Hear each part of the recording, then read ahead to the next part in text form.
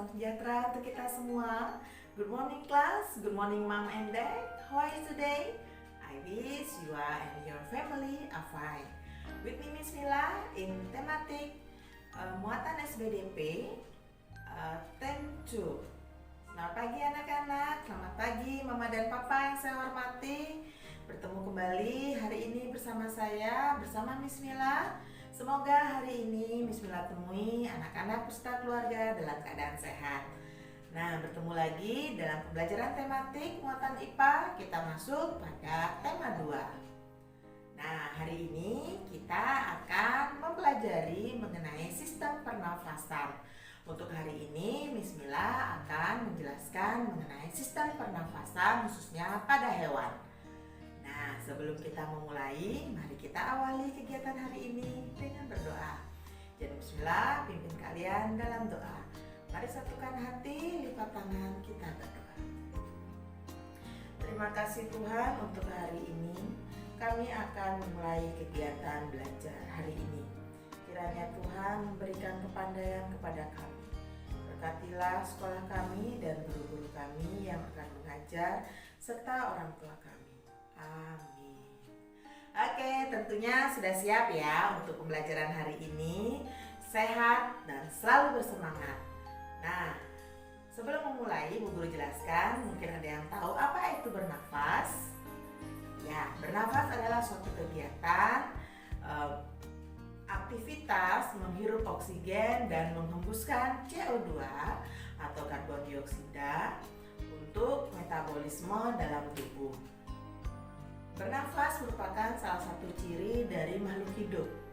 Seluruh makhluk hidup termasuk hewan dan manusia serta tumbuhan harus melakukan pernafasan. Tujuannya untuk dapat menghirup oksigen yang dapat membantu proses metabolisme yang mengoksidasi makanan menjadi sumber energi bagi aktivitas makhluk hidup sendiri. Nah, untuk alat dan proses pernafasan pada manusia, nanti kita akan bahas pada pertemuan selanjutnya. Hari ini Miss Mila memutuskan untuk menjelaskan mengenai sistem pernafasan pada hewan. Nah, untuk jenis alat pernafasan serta proses pernafasannya nanti kalian bisa simak dalam video pembelajaran yang Miss Mila berikan. Adapun tujuan pembelajaran kita yaitu anak-anak dapat memahami dan menjelaskan alat-alat pernafasan serta fungsi pada hewan. Jadi setelah pembelajaran ini kalian dapat memahami, menyebutkan dan menjelaskan sistem pernafasan pada hewan. Silahkan untuk menyimak video pembelajaran yang Guru berikan. Kalian catat ke dalam buku catatan materi penting yang Miss Mila berikan, karena materi ini sudah terpapar dalam buku eksis kalian ya. Pada pembelajaran 1 dan Bu Guru sudah rangkum dan persingkat materinya sehingga memudahkan kalian dalam memahaminya. Silakan disimak anak-anak. Selamat pagi anak hebat. Hari ini Miss Mila membimbing kalian dalam pelajaran sistem pernafasan hewan. Kita mulai dari sistem pernafasan cacing tanah atau vermes. Cacing tanah bernafas dengan kulit. Jadi lendir pada kulit cacing berupaya untuk menjaga kondisi cacing agar tetap berlendir dan basah untuk memudahkan penyerapan oksigen.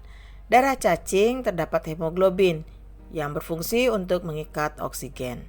Berikut bagian alur pernafasan cacing.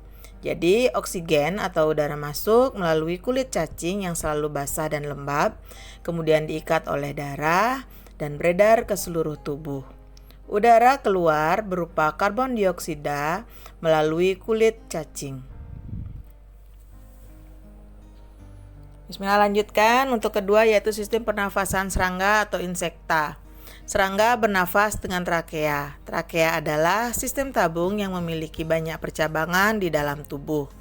Percabangan dari trakea disebut dengan trakeola. Udara memasuki trakea melalui pori-pori kecil di permukaan tubuh serangga yang disebut dengan spirakel. Contoh serangga, belalang, kumbang, lebah, dan yang lainnya.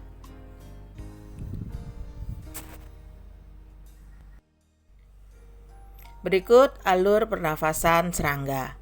Jadi udara masuk berupa oksigen melalui lubang-lubang kecil yang disebut dengan spirakel pada permukaan tubuh cacing. Kemudian pembuluh darah kecil dalam tubuh cacing, kemudian udara masuk atau oksigen masuk ke sel tubuh. Kemudian udara keluar berupa karbon dioksida dikeluarkan melalui spirakel atau celah-celah kecil, lubang kecil, pori kecil pada tubuh serangga. Selanjutnya, sistem pernafasan ikan atau Pisces. Ikan hidup di dalam air, bernafas menggunakan insang. Insang ikan berbentuk lembaran-lembaran, di mana insang dilindungi oleh selaput rangka yang disebut dengan tutup insang atau operkulum. Berikut gambar anatomi insang, di mana insang berupa lipatan-lipatan yang banyak mengandung pembuluh darah. Aliran air masuk ke dalam mulut dan kemudian masuk melalui filamen atau lembaran-lembaran insang. Udara masuk berupa oksigen melalui mulut yang terbuka melalui aliran air. Kemudian mulut kembali menutup, terjadilah pertukaran udara di dalam tubuh ikan, yaitu pada insang.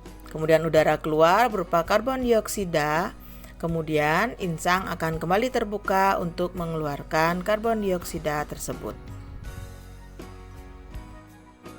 Bismillah, lanjutkan untuk sistem pernafasan hewan amfibi, yaitu hewan yang hidup di darat dan di air. Contohnya katak. Katak mengalami metamorfosis. Pada fase kecebong menggunakan alat pernafasan berupa insang. Dan saat katak berfase katak muda bernafas menggunakan kulit dan paru-paru.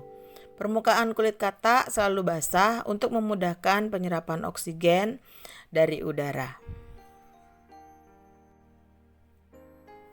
Berikut alur pernafasan pada amfibi. Seperti yang Bismillah jelaskan tadi, pada fase kecebong udara masuk melalui insang. Sedangkan pada fase katak dewasa, katak menggunakan alat pernafasan berupa kulit dan paru-paru.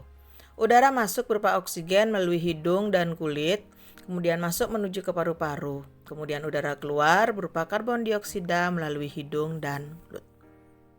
Lanjut pada sistem pernafasan pada reptilia. Reptil bernafas menggunakan paru-paru. Jenis reptil yaitu ular, kadal, cicak, buaya, dan biawak. Nah, pada reptil yang berkubang dalam air, contohnya pada buaya, lubang hidungnya dapat ditutup selama menyelam. Jadi terdapat katup, dengan begitu air tidak akan dapat masuk ke dalam paru-paru melalui hidung. Ya, berikut alur pernafasan reptilia. Udara masuk berupa oksigen melalui hidung, kemudian mengalir ke paru-paru atau masuk melalui paru-paru. Kemudian terjadi pertukaran udara, yaitu udara keluar berupa karbon dioksida. Lanjut pada alat dan sistem pernafasan pada burung atau aves. Burung bernafas dengan menggunakan sepasang paru-paru. Burung dilengkapi dengan pundi-pundi udara untuk membantu burung saat terbang. Jadi saat terbang burung tidak menghirup udara yang dihembuskan dan berasal dari kantong udara yang disimpan kemudian dialirkan ke paru-paru. Berikut alur pernafasan pada burung. Udara masuk berupa oksigen melalui hidung, kemudian mengalir ke trakea, ke paru-paru, kemudian terjadi pertukaran udara di mana udara keluar berupa karbon dioksida dikeluarkan melalui hidung. Saat menghirup udara oksigen beberapa digunakan, kemudian sisanya akan disimpan dalam pundi-pundi udara sebagai cadangan oksigen saat terbang. Bismillah, lanjutkan pada sistem pernafasan pada mamalia. Hewan mamalia bernafas menggunakan paru-paru. Berdasarkan tempat hidupnya, mamalia dibedakan menjadi mamalia darat dan mamalia air. Keduanya sama-sama bernafas dengan paru-paru. Bedanya, mamalia air memiliki katup pada bagian hidungnya yang berfungsi untuk menutup dan mencegah air masuk ke dalam paru-paru saat berenang atau dalam keadaan menyelam di dalam air. Berikut alur pernafasan pada mamalia. Udara masuk berupa oksigen masuk melalui hidung, kemudian dialirkan menuju trakea, kemudian masuk menuju paru-paru, dan di paru-paru bagian alveolus terdapat pertukaran udara yang kemudian dihembuskan kembali berupa karbon dioksida melalui hidung. Nah, bagaimana anak-anak? Sudah kalian simak tentunya, dan guru harapkan dapat membantu kalian dalam memahami materi mengenai sistem pernafasan pada hewan. Nah, sebagai latihan dan penguatan kalian terhadap materi ini, silakan kalian buka Google Classroom. Bismillah, sudah berikan 5 soal sebagai latihan kalian dan penguatan kalian pada materi ini. Silakan kalian kerjakan, tulis soal dan jawab di buku latihan PRPS IPA kalian, kemudian kirimkan ke Google Classroom. Silakan untuk menyalin materi yang Bismillah berikan, rangkuman yang Bismillah berikan pada video pembelajaran ini, supaya kalian bisa memahami dan membaca kembali di kemudian hari. Sekian yang Bu Guru sampaikan. Terima kasih Mama dan Papa yang sudah selalu setia mendampingi buah hati kita, buah hati Papa dan Mama dalam pembelajaran daring di rumah. Terima kasih anak-anak hebat sudah melaksanakan dan mengikuti kegiatan pembelajaran daring dengan penuh semangat dan sukacita tentunya. Tetap terapkan perilaku hidup sehat, kemudian ikuti protokol kesehatan, dan jangan lupa berdoa dan bersyukur, dan semoga pandemi COVID-19 ini cepat berlalu. Untuk menutup kegiatan hari ini, mari kita satukan hati dalam doa. Kita tutup dengan doa. Terima kasih Tuhan untuk pimpinanmu selama kami belajar hari ini. Terima kasih untuk guru dan orang tua kami yang sudah bekerja sama untuk membimbing kami dalam belajar hari ini. Tanamkan semua pelajaran yang kami terima sehingga kami dapat menjadi anak yang rajin dan pandai. Amin. Oke, thank you. God bless us. Tuhan memberkati kita